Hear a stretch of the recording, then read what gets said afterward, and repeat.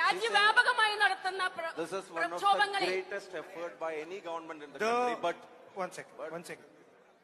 Manrega was designed by the UPA to provide a minimum wage to the poorest people in our country. It transformed the lives of millions of people. And that program is being destroyed. ഈ പദ്ധതി UPA government നടപ്പിലാക്കിയത് ഏറ്റവും സാധാരണക്കാരെ തൊഴിലുറപ്പ് പദ്ധതി നടപ്പിലാക്കുമ്പോൾ ഏറ്റവും സാധാരണക്കാരുടെ ജീവിതത്തിൽ ഉണ്ടാക്കാൻ പോകുന്ന വിപ്ലവകരമായ മാറ്റങ്ങൾക്ക് വേണ്ടിയാണ് UPA ഗവൺമെന്റ് നടപ്പിലാക്കിയത്. അതുകൊണ്ട് തന്നെയാണ് മഹാത്മജിയുടെ പേര് അത്തരമൊരു പദ്ധതിക്ക് കോൺഗ്രസ് ഗവൺമെന്റ് ഇട്ടത്.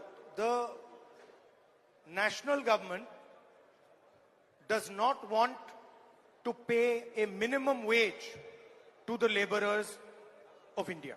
പക്ഷെ രാജ്യം ഭരിക്കുന്ന ഇപ്പോഴത്തെ ഗവൺമെന്റിന് ഈ പാവപ്പെട്ട തൊഴിലാളികൾക്ക് അവർക്കൊരു മിനിമം വേതനം കൊടുക്കണമെന്ന ആഗ്രഹം പോലും അവരുടെ ഉള്ളിലില്ല. That is why they are attacking Manrega. അതുകൊണ്ട് തന്നെയാണ് ഈ പദ്ധതിയെ മഹാത്മജിയുടെ പേരിലുള്ള തൊഴിലുറപ്പ് പദ്ധതിയെ അവർ കടന്നാക്രമിക്കുന്നതും തകർക്കാൻ നോക്കുന്നതും. The second reason why they are attacking Manrega is because Manrega is a program that is run at the third tier of government.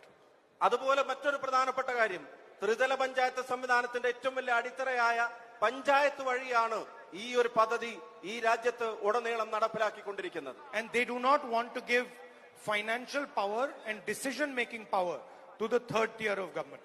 നാട്ടിലെ സാധാരണക്കാരനെ സംരക്ഷിക്കുന്ന ത്രിതല പഞ്ചായത്ത് സംവിധാനങ്ങൾക്ക് സാമ്പത്തിക അധികാരവും അതുപോലെ തന്നെ ഇത്തരം കാര്യങ്ങൾ തീരുമാനമെടുക്കാനുള്ള അധികാരവും ലഭ്യമാവരുത് എന്ന് അവർ ആഗ്രഹിക്കുന്നു. They want the government to be run from the bureaucrats' offices and from Delhi.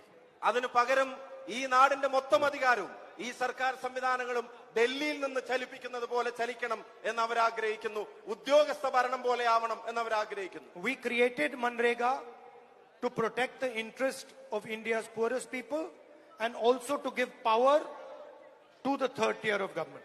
ഇന്നാട്ടിലെ ഏറ്റവും പാവപ്പെട്ടവന്റെ സംരക്ഷണത്തിന് വേണ്ടിയാണ് മഹാത്മജിയുടെ പേരിൽ തൊഴിലുറപ്പ് പദ്ധതി നമ്മൾ നടപ്പിലാക്കിയത്. അതുപോലെ തന്നെ ത്രിതല പഞ്ചായത്തിലെ